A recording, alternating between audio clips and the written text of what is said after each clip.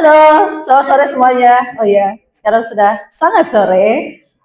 Jadi sebelumnya fun fact, Tia adalah nama panggilan aku dulu kecil. Tapi nama ini itu nggak pernah aku nggak nyaman untuk dipanggil Tia semenjak SMP dan seterusnya sampai sekarang.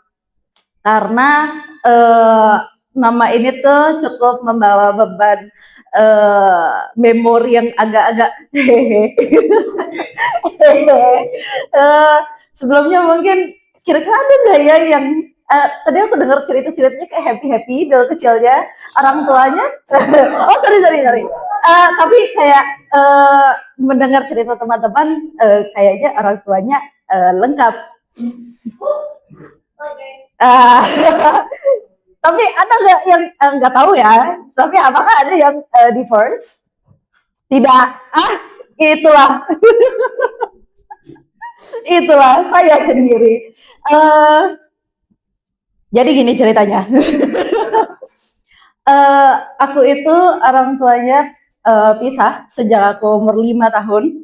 Jadi aku nggak ada memori banyak tentang bagaimana sepasang kekasih saling mencintai atau ya kayak gitu lah. Tapi di sisi lain aku juga nggak ngerasain sepenuhnya.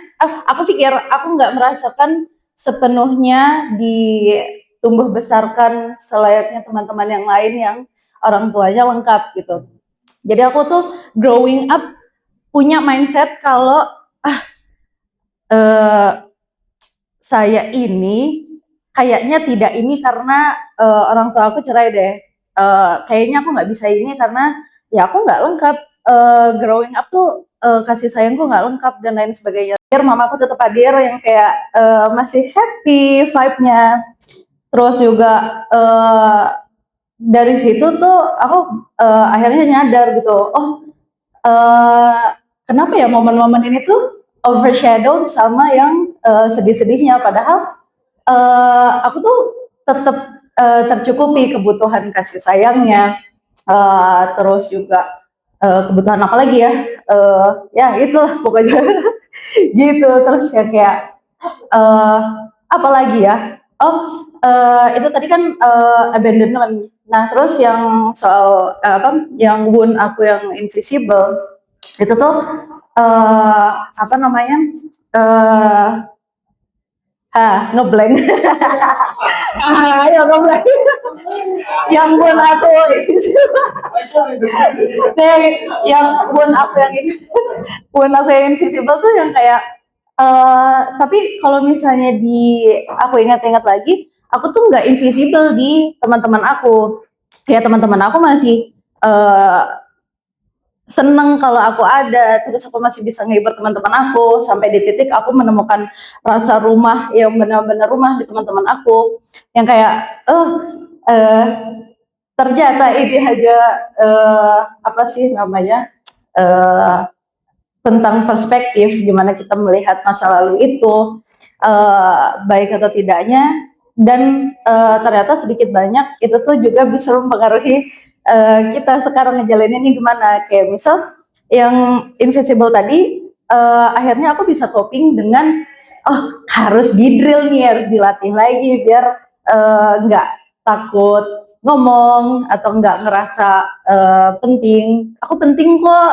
Terus ya ngomong di Jogja gitu atau di komunitas lain yang ngomong-ngomong apa open mic gitu, itu tuh juga salah satu cara buat aku bisa overcome si childhood wound itu lagi itu tadi gitu. Jadi kayak apa lagi ya, ya gitulah kesimpulannya. Kalau aku sih rasanya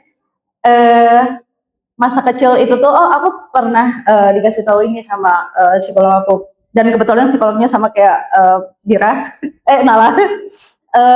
Si ibu ini bilang kalau uh, kita itu usia dari 0 sampai 18 tahun itu tuh masa-masa dimana kita nge-record semua trauma, semua apa good memories, dan yang menjadikan kita sebagai karakter apa ya istilahnya, karakter core-nya kita, core belief-nya kita itu terbentuk dari hal-hal yang terjadi di rentan usia segitu. Bahkan dari dalam kandungan pun ya gitu, kita bisa merekam si itu tadi. Iya itulah.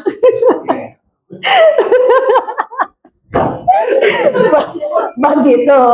Jadi iya betul. Jadi apa lagi ya nih ini ya? Aku juga bingung sih sebenarnya. eh Apa? Udah deh kayaknya. Udah deh. Emang berapa menit lagi? Udah. Aman-aman. Udah sekian. Begitu saja kayaknya aku menjadi nggak tahu closing yang rasanya semoga jadinya apa ya, tenang karena kayak ya gitulah.